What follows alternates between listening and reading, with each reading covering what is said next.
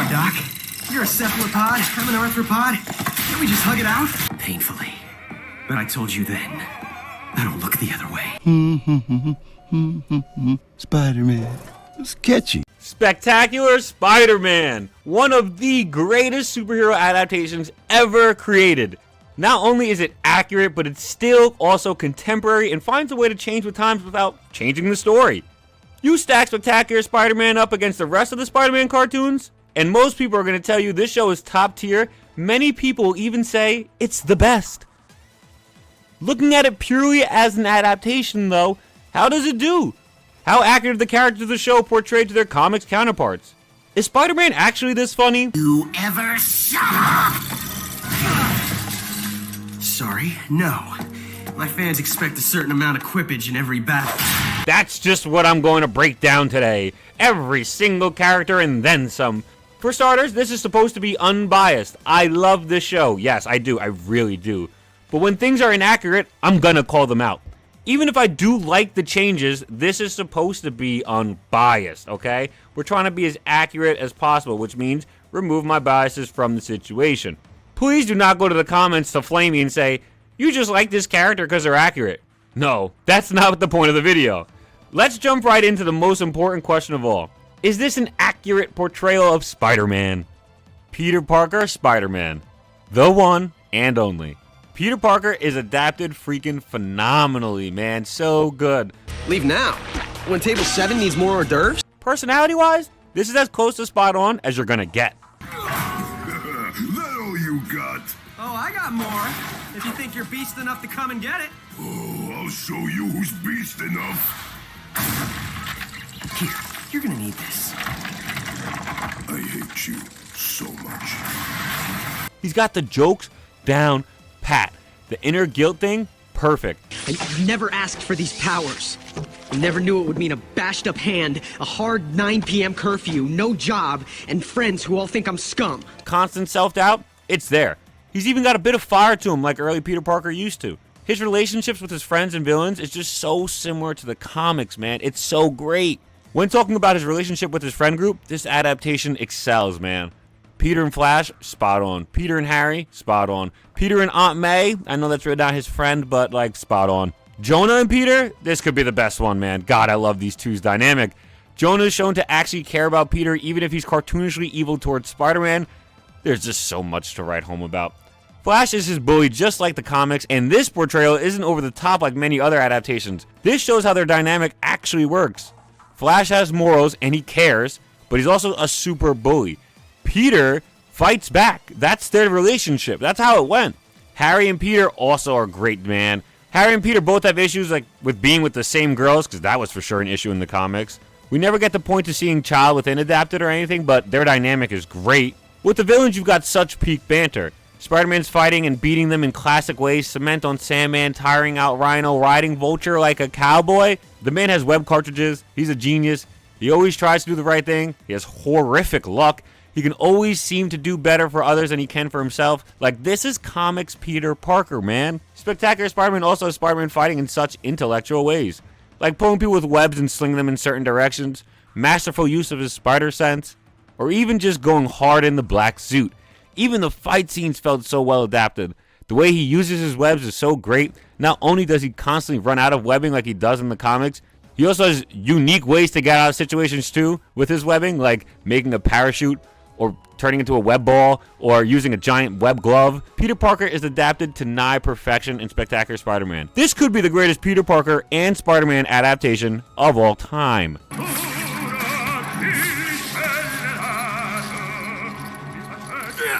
Hey, Pickle Puss! This is heavier than it looks, so... Move, kids! Can't trust that blasted webhead to save us! Oh, real nice. MJ is pretty great in Spectacular Spider-Man, however, she's just not in the show enough. Face it, Tiger. You just hit the jackpot. She's really MJ with her fits, she's being so stylish, and everyone's just awestruck when they see her. She's carefree, but she still has strong morals. It's a shame we never really got to see her be with Peter in the show. Peter and MJ are the premier couple in Marvel Comics, and maybe in comics overall. The show never really gets that, though. Whereas MJ herself has done pretty well, it's a damn shame we don't get the couple adapted very well. We do get the little fun games of Aunt May constantly trying to play matchmaker for Peter, and Peter's just blowing her off until the final you get the, you just hit the jackpot line. But sadly, we don't get to see them as a couple.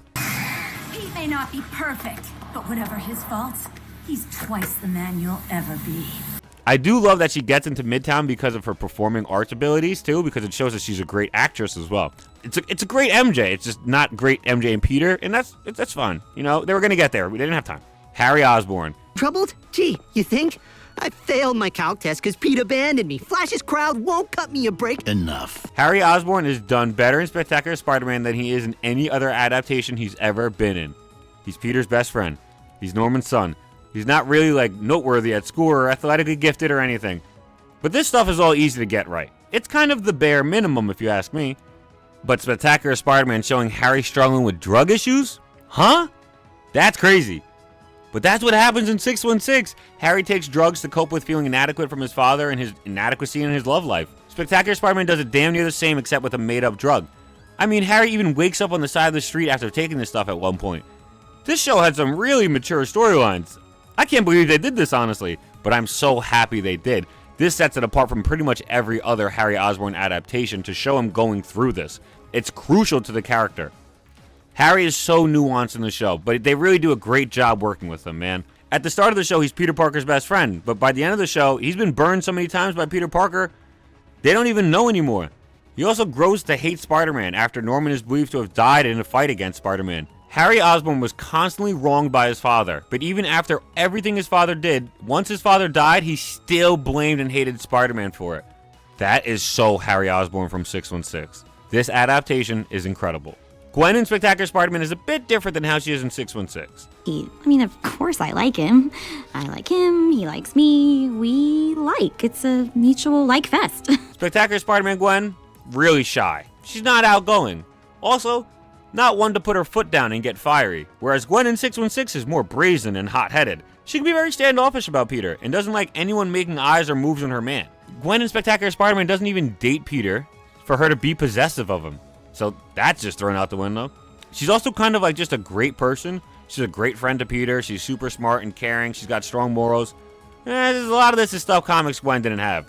She even saved Spider-Man by piloting a submarine out of one of Doc Ock's exploding secret hideouts. This right here is not something comic book Gwen would ever do. Comic Gwen hated Spider-Man. She hated him. Spectacular Spider-Man never gets to the point where Captain Stacy is killed off. If you want to, count Spider-Verse, go for it. But I don't know, man. My Spectacular Spider-Man would never join Team Miguel. Either way, this is a big driving force behind Gwen's hatred for Spider-Man, and sadly, the show never really shows the repercussions of this.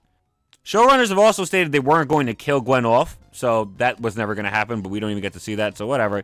All in all, I don't think it's a good adaptation of Gwen at all. I think she's a great character. I love the character, but it's nothing like her comic book counterpart, Liz Allen. Okay, so Liz Allen isn't like this at all in 616. She's not with Peter. She goes on a double date with him in Flash maybe once. That's about it.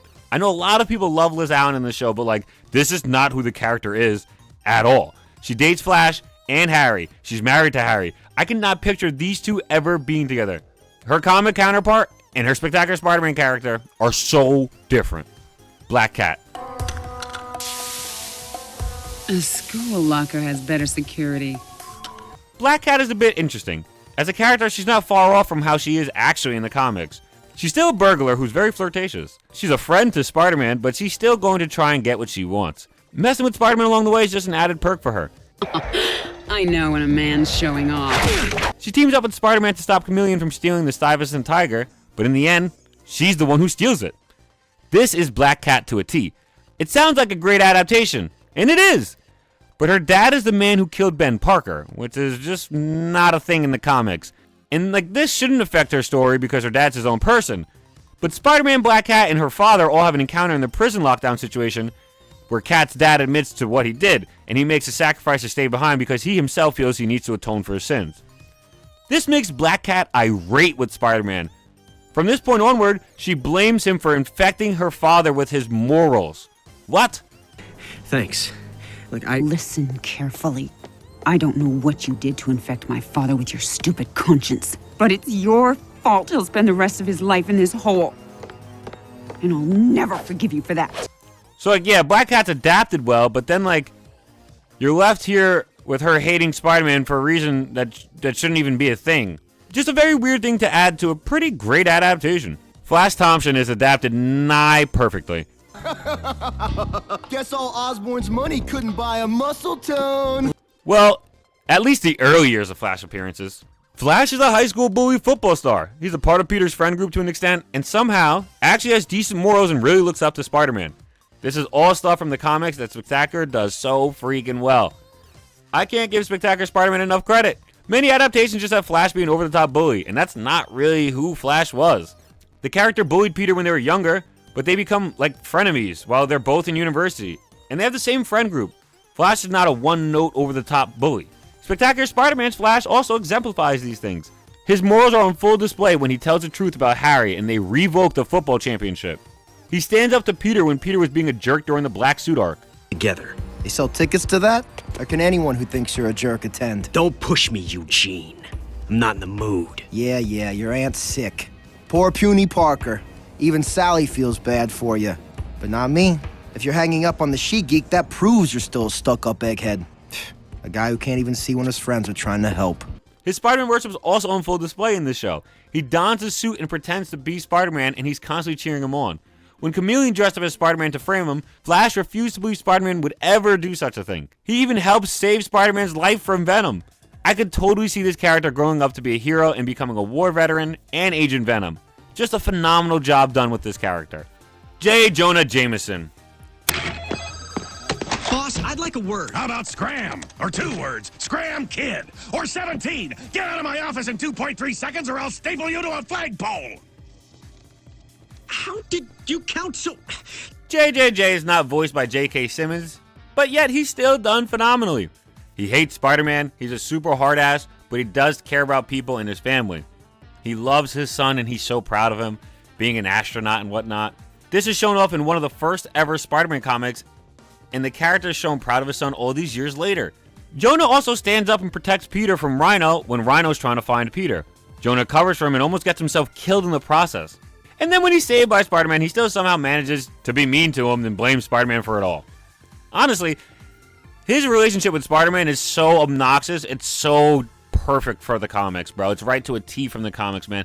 How many times Spider-Man would save this man and he would complain about it? It's unreal. I personally am really impressed they didn't use J.K. Simmons and still managed to do a phenomenal job with this character.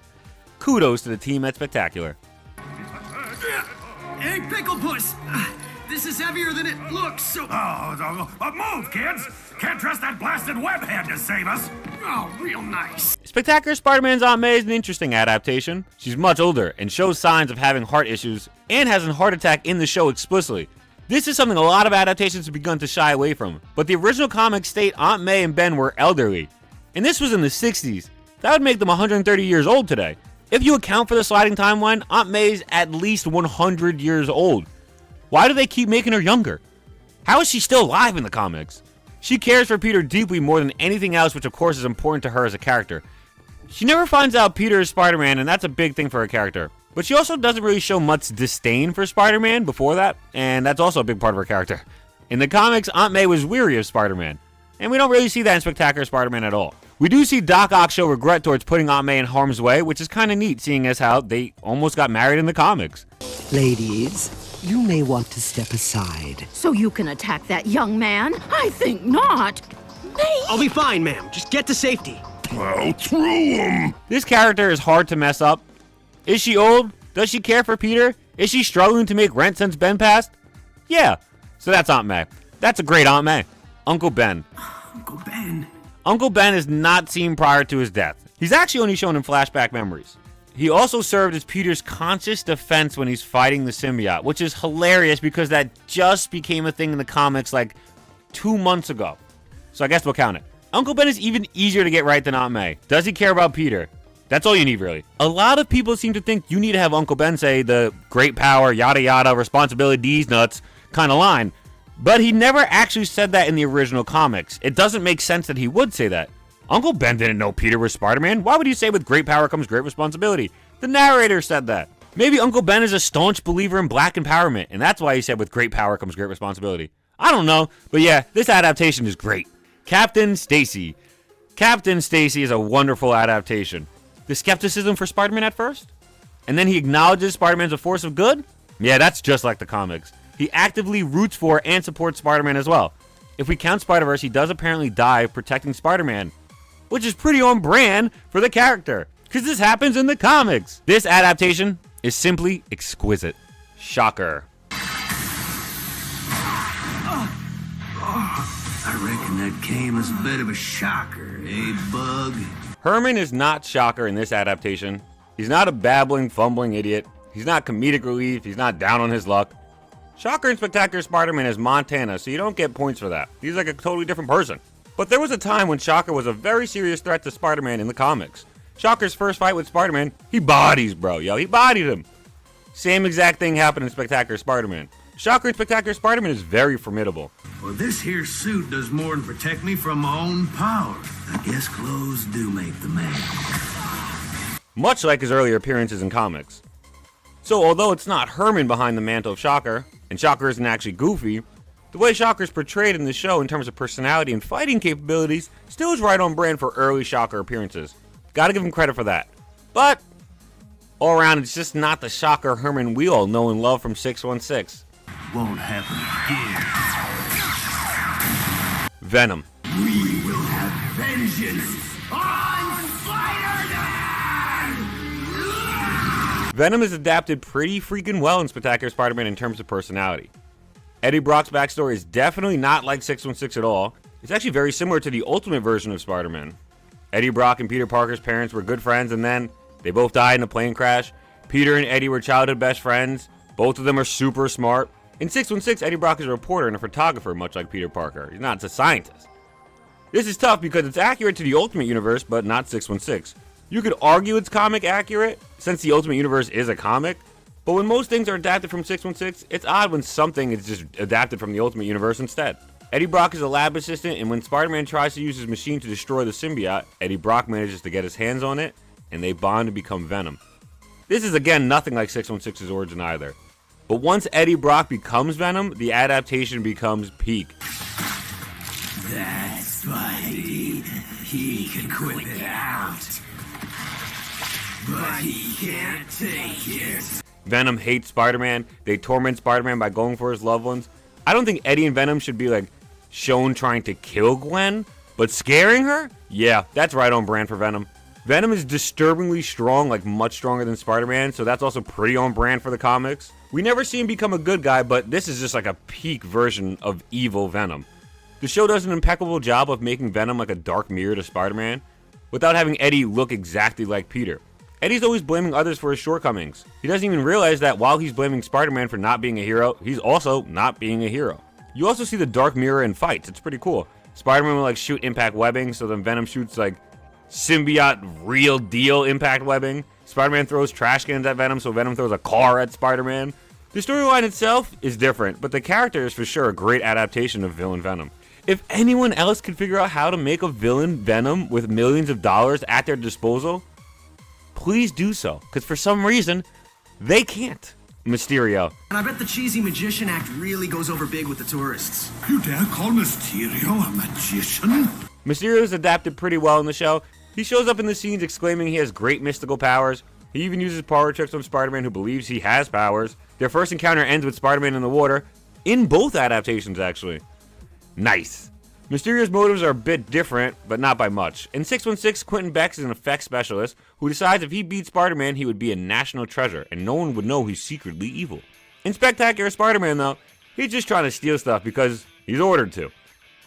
But he's still very much full of himself in Spectacular Spider-Man. The dude even put his own face on top of an android robot decoy, just so he can get the credit for all of the effects. Why make your android look just like you? You could have made it look like anyone. And let anyone take credit for the role of Mysterio?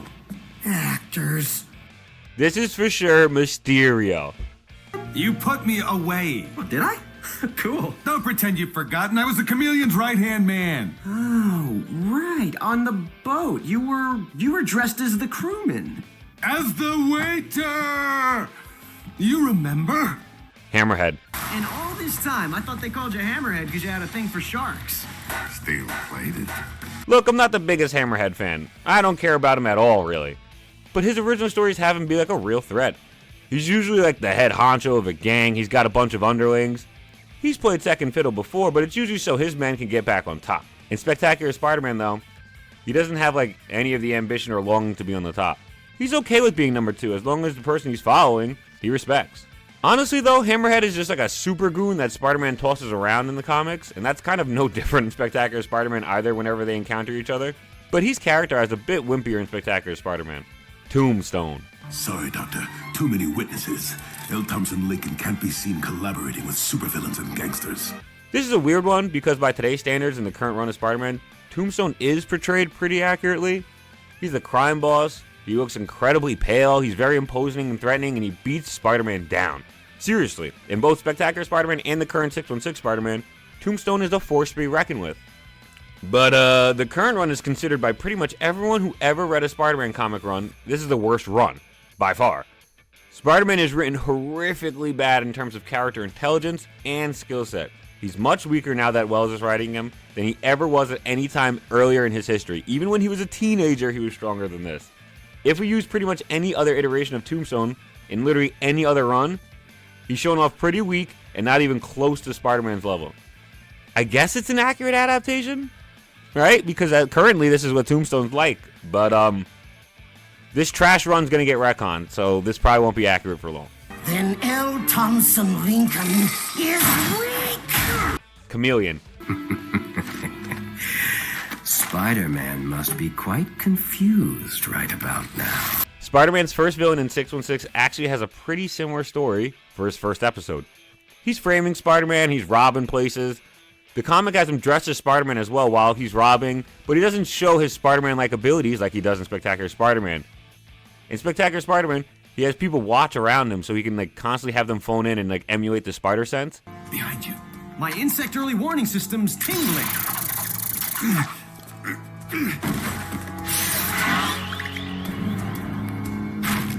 He has hydraulics in his sneakers, so when he kicks someone, he can send them flying, so they believe he has super strength.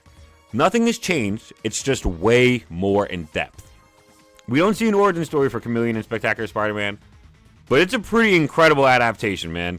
He's like uncatchable. Whenever you catch him, you think you got him, you don't really got him, or you think you caught him and he just escapes. He's got body doubles on body doubles, everything to make it seem like he's been caught, but he's never going to get caught. He hardly ever is. Spectacular did a great job with Chameleon. Kraven. Probably the worst adapted character in the show. You have Kraven. Kraven in Spectacular Spider-Man is nothing like his 616 counterpart, man. 616 Kraven is pretty much a loner who does his own thing and only truly cares about the hunt. He's naturally gifted and strong and knows advanced techniques that he uses to hunt down Spider-Man. Spectacular Spider-Man Kraven, however, is neither of these things. Like, yeah, he's strong, but like he's nowhere near strong enough to fight Spider-Man without being amped. He's shown to be a gifted hunter, but he can't contend with Spider-Man. Come on! I see the confusion. Not a beast, a Spider-Man. Kraven in Spectacular Spider-Man goes ahead and gets help from Miles Warren to get turned into a half big cat, half man creature. This is not it. Kraven is a hunter. He's not turning himself into a mutant creature in order to catch Spider-Man. He's gonna make a better plan and try again. This mutant thing with Kraven is just straight up awful in my opinion. I'll never get behind it. On top of that, he's so willing to join others and be their lackey. Like he just trusts Miles to Miles' benefit because Miles now is a new test subject. He just listens to Doc Ock and joins the Sinister Six 2.0 because he's his lackey. This dude isn't doing his own thing at all. In 616, Kraven joins the Sinister Six, and he's like openly talking about how he doesn't need these other dudes and he should be doing it alone. But in Spectacular Spider-Man, he's boasting about like hunting as a pack and wearing Spider-Man down together.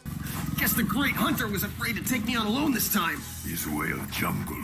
The pack wears prey down for alpha male to crush. It's like totally different, man. This is probably the worst adapted character in Spectacular Spider-Man. I always say Kraven's Last Hunt needs to be adapted, but man, I am glad this wasn't the cartoon that tried to adapt it. Lizard. Kurt! I've made a terrible mistake. Kurt Connors is the Lizard, and he looks like the Lizard. He even dons the Lizard's lab coat. He gets powers by trying to grow his arm back like the Lizard. Yeah, this is definitely the Lizard. The Lizard is really weird in 616, though. Oftentimes, he's characterized as either having a Jekyll and a Hyde situation, or he just is completely aware of what's going on. And they almost never give reasoning as to which one they're going to use. In story, in canon, they really kind of just choose whichever they want. It's very frustrating as a reader. But if you're watching the adaptation, as long as they choose to go with one of these two things, and he gets his powers with the same origin story, it's the Lizard. This is a great adaptation. Doc Ock. Like an old friend. Doc Ock does not have personal connection with Peter prior to the meeting. Thank the Lord. This is how it's done, baby! Just a scientist going evil and crazy, and Spider-Man battling him because, well, that's what Spider-Man does. He fights evil and crazy people. Come on, Doc. You're a cephalopod, I'm an arthropod. Can't we just hug it out? But like so many adaptations try to make it so Peter and Doc Ock knew each other prior to them both becoming who they are now. But that takes away a lot of what makes their relationship so good, in my opinion. They don't have a relationship at all, but through battling and always being on the opposite sides of each other, they end up building a relationship through this. That's freaking dope, man. You don't need a personal connection to be a godlike villain. This is more than cool enough, and when you do it too much, it gets played out. How he becomes Doc is because of the meddling of Green Goblin, which is for sure different from the comics, but everything else is pretty damn good. Doc Ock is like the big bad planner. He runs the Sinister Six, much like the comics, and he used them twice to try and stop Spider-Man to no avail. These things are just great. However, the character never really feels like Spider-Man's arch rival, nor does he don any classic costumes. But even still, I would say this is a great adaptation of Doc Ock. Sandman has done justice in Spectacular Spider-Man, man. Flint Marko is Sandman, he looks like Sandman, he's got the classic green striped shirt. Man, this is Sandman. The character is a threatening villain who really has an unknown amount of power and still somehow loses to Spider-Man because Spider-Man's just too damn smart for him. Spider-Man used to defeat Sandman using water in Spectacular Spider-Man, which is pretty akin to the comics as well. If the show stopped here, it would be a pretty good Sandman rendition. However, Sandman is taken to a new step, another step further, and they actually show him as a good guy with a good heart. He helps the little girl on the beach feel like the coolest kid on the beach. He then saves all the people in the oil tanker, and he says he never meant for any of them to be in harm's way. He just wanted his big score. Sandman in the comics is usually shown off as someone who's not really that villainous. Yeah, he's robbing people and stealing, and he's like fighting Spider-Man when he's mad at him. But at his heart, he does care about people. The very first Marvel team-up ever, Sandman is visiting his old sick mother on Christmas Eve. The dude became an Avenger at one point. In Spectacular Spider-Man, when the Sinister Six is together, Rhino talks about wanting to crush Spider-Man, and Sandman's just like, dude, what is it with you and revenge? Next time I smash myself. What's with you and revenge? All I ever wanted was a decent score. Like, Flint Marko does not care. Spider-Man must have stopped him at least 5 times up to this point, and Sandman does not have a grudge at all. Sandman's just trying to rob people, but he also still cares about people to an extent. This is how you adapt a character, Rhino. Rhino's story starts out similarly to his comics version. He just wants to be stronger, even when people around him tell him there could be repercussions. He pushes onward and doesn't pay any attention to the red flags. That kind of suit, Mr. O'Hearn, you will never be able to remove it. But it's tough, right, Doc? Indeed. But your skin will fuse to the armor. The thick... The Doctor doing the transformations are different, though, seeing as how Ock is doing it in Spectacular Spider-Man, and it's like 2 no-name doctors in 616. The main difference in origin is like Ock was trying to stop Rhino from going into the suit. He knew it could be painful and never be removed. Whereas in 616, the Doctors really just wanted Rhino to be, well, the Rhino. They didn't care about the man in the suit at all. They didn't give a damn. And Rhino didn't care either. Rhino plays a dumb lug well in Spectacular Spider-Man, which is a role he plays for the majority of his time in the comics. However, Spectacular doesn't even dabble into the sad Rhino or good guy Rhino. Not even like a glimmer of it, and I wish they could have shown more. Overall, though, Rhino feels like Rhino. Whether the origin differs or not, and they don't show the full depth, they still show Rhino. It's not like an offensive. It's not an affront. I swear I'm gonna crush you. From a big man, I'd crush you. Crush you. Crush you. Crush you. Electro. Not a problem. We'll ditch it. Eat lightning, Spider-Man! Spectacular Spider-Man does Electro's origin differently from his actual origins. The source material is literally just, dude got struck by lightning and now can shoot electricity. That's actually what happens in 616. Imagine that was actually a thing, get struck by lightning and now you can shoot electricity. You'd have a lot more people walking around with like forks when there's a lightning storm. But it's just such a goofy way to give someone powers. Spectacular changes the origin into Max Dillon doing maintenance on a machine when his drill falls and causes an electric shock. Max grabs said drill and boom, he's Electro. This isn't accurate to the source material, but it's still dumb and goofy. Honestly, it makes you wonder why would they change the origin if they're going to still do something so stupid. They literally did something that happens more often than being struck by lightning. Getting shocked during maintenance? That happens all the time. Electro is actually a bit more sympathetic in this show, though. He's constantly electric, and he's apparently in a lot of pain. He wants someone to help him out of his condition. It's actually giving 616 Rhino vibes. It definitely isn't 616 Electro vibes. That character is just kind of a thug and a jerk. The rest of the characters are pretty much the same. He doesn't get any iconic storylines really or anything, but he's the same old loser who has powers beyond one's wildest dreams, but never seems to be able to use them well. Vulture. Vulture as an adaptation differs a lot from his comics counterpart. For starters, his origin in Spectacular Spider-Man is based around Norman Osborn. Norman wasn't even revealed as a character by the time Vulture showed up in the comics. Seriously, Vulture shows up in Amazing Spider-Man number 2. He's pretty early. And he's also kind of a massive problem for Spider-Man. Dude's very skilled with his abilities of flight. He's a thief who's been duping the cops left and right for a bit now. His goal is to garner money and get rich. Most of Spider-Man's criminals had such fantastical powers, but such little ambition in the beginning. Vulture in 616 is kind of just a jobber who's not really a serious threat to Spider-Man. Unless Zeb Wells is writing, I guess. He's pretty flippant, and his stories either involve thievery, the Sinister Six, or him trying to get younger. Spectacular Spider-Man's Vulture is not like that at all. He's way more vengeful, mostly has his sights just set on Norman Osborn. Adrian Toomes was hired to work for Oscorp when he finished developing his flight tech. Oscorp took his designs and purposed them for how they wanted, and then they fired Toomes. And then Norman Osborn was adamant that Oscorp wouldn't pay for anything and did nothing wrong and wouldn't apologize. I am sorry, Adrian. Don't you dare apologize, Doctor. Oscorp has nothing to apologize for. Listen, you old buzzard. This prompts Toomes to use his flight tech to hunt down Norman. He even dons the name Vulture because he believes that's what Osborn called him. He's very heavily influenced by Norman Osborn in Spectacular Spider-Man, and well, that's just not the case in 616. The only thing they really got right, he's for sure a jobber. Definitely not a threat to Spider-Man, and he gets dealt with easily by Spider-Man most times when they fight. In terms of a character and origin, yeah, this Vulture's pretty meh as an adaptation, though. Molten Man. Just the Spider-Man I needed to see. Molten Man is much younger in Spectacular Spider-Man, and his origin is a bit different. Instead of trying to steal from Alistair Smythe and accidentally getting to test the chemicals on himself, causing him to have gold skin, he owes money to a bookie, and to pay it up, he offers himself up as a test subject, essentially. Miles Warren then puts nanotech inside of his body that turns his skin into lava. Way different from the comics. The comics version didn't even get lava powers till later down the line. In Spectacular Spider-Man, he has it right away. He's also a degenerate gambler, like down bad type of gambler, which is weird. He's not really a gambler or degenerate in 616, but he is in the kids show. In the kids show, they show him as a degenerate, which is very interesting. Dude makes the worst horse bets you can imagine. He still Liz's brother, and he does care about her like the comics, so they got a lot of that part right, but this is a pretty different character. Colonel Jupiter. You're making a big mistake, webhead. Is adapted nigh perfectly from the comics. He really doesn't show up too much in the comics. The main thing that they change from the comics is where the spores come from and who makes the suit. In the comics, the spores just infect him while he's in space, and his suit is made and given to him by Tony Stark. Whereas in Spectacular Spider-Man, the spores come from being exposed to the symbiote, and he gets the suit from Kurt Connors instead. Everything else, though, perfect. No joke. You've got JJJ convincing Colonel Jupiter to take down Spider-Man. You can take the webhead down. Excuse me? Look at you, boy. You got the costume, the powers. All you need is a hokey name. Captain Mass. No, let's do hokey. You got them fighting one another. Colonel Jupiter being aggressive and angry and out of character due to the spores. The way to get rid of the spores is straight up immense amount of electricity. It's all straight out of issue number 42 of Amazing Spider-Man. It's awesome. This is such a great adaptation.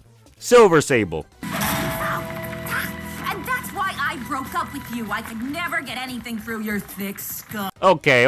I said Kraven could be the worst adapted Spider-Man character in the show, but it's really Silver Sable. Silver Sable in 616, from a foreign nation known as Simcaria, Sable and her literal army of mercenaries take missions in order to fund the nation and keep the people alive. She fights to keep her country alive and afloat, which often makes her a complicated character because she's not inherently evil. But most people who hire an army's worth of mercenaries are usually, well, evil. This causes her and Spider-Man to be at crossroads a lot of the time, even if she's not a bad person. She wants the people of her country not to starve. That sounds like a good person. Spectacular Spider-Man's version of Silver Sable, though, is just Silvermane's daughter, trying to be gang boss. Bruh, how did they miss so hard? How? This is so off the mark. The entire character and the motivation is gone. Completely changed. What's even the connection? They both have silver in their name? It's crazy how bad of an adaptation this is. Swing and a miss. Spectacular Spider-Man gets so many adaptations right, they were bound to miss some. This is the worst. Green Goblin, Norman Osborn. Harry, get that. Fine. Norman Osborn and the Green Goblin are pretty stellar Green Goblin adaptations in Spectacular Spider-Man. His entire characterization is spot on. Spray a little knockout gas and you fold like origami. He's cold, cunning, two-faced, straight up disrespectful to his own son. The man is a menace. It didn't take long to deduce the cause of Harry's sudden success at football and in school. It took only slightly longer to dress him as the Goblin. The fact that he wears a suit as well is so much better. Most Goblin adaptations for some reason really shy away from using the Goblin suit, and I don't know why. Is it not ridiculous Spider-Man is in a Spider-Man themed suit? I have truly never understood why something as trivial as an accurate comic costume is deemed too unbelievable in a movie dedicated to superheroes saving the world and blowing shit up. It makes no sense. The animated adaptation got it right though. It's a suit. Norman befriends Peter in like a mentor role, and this is a bit strange and inaccurate. It's a revisionist thought. Once the Remy movies took off, Peter and Norman began to have way more of a father-son dynamic instead of just personal mortal enemies. Some comics now even like to pretend like this relationship existed as well, when I just don't know where in 616 it did. If you know where this relationship was a father-son relationship in 616, please point me to it. For all intents and purposes, I know Remy's movies were the inspiration for this. It's brutal how he treats Harry. He doesn't foster love at all, he's just straight up cold. As Green Goblin, he presents himself as batshit crazy, but he's still very calculated and smart. He's not actually completely off the rails. This is something that I feel is pretty accurate. Sometimes you get Goblin portrayed as like an alter ego to Norman, but again, that really comes from the Remy. Norman's an omega prick most of the times in 616, and the Goblin serum just amplified that times 10. Not trying to say he's not insane, like the dude's walking around and wearing a giant Goblin costume. He's lost a little bit of his sanity, but he's not like mindless chaos. He still is a very cunning Green Goblin. He's very cunning in the way Spectacular Spider-Man shows him take down the gangs and become the new big head of crime. So well done. He even survives his own death. Sorry for the delay, Mr. Roman. Don't apologize. I never do. Why couldn't we get more? Ugh, why? Overall, gotta say, this adaptation is very well done.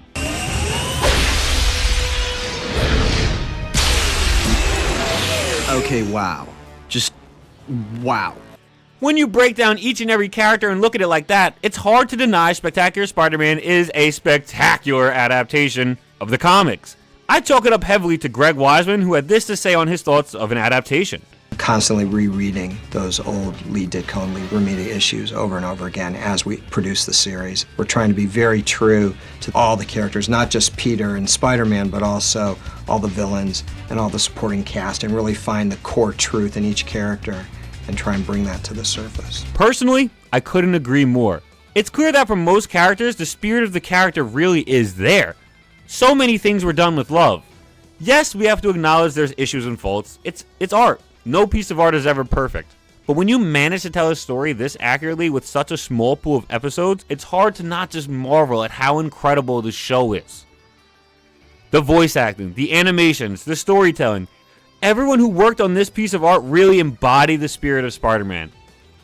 In my opinion, this is the definitive Spider-Man adaptation.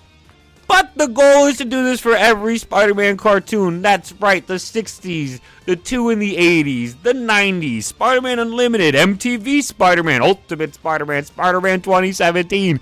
This is definitely going to be a slow burn, people. There's a lot of shows I have to watch and break down. So it's going to take a lot of time for me to get through this. But this is the plan going forwards, okay? If you'd like to see updates on this, you could catch me out on my Twitter. You should definitely follow me. I say some funny shit. But yeah, just know this is a series coming out. I'm planning to continue and more will come. Which one next? I'm not too sure. Probably the 60s one. The 60s one is just so fun.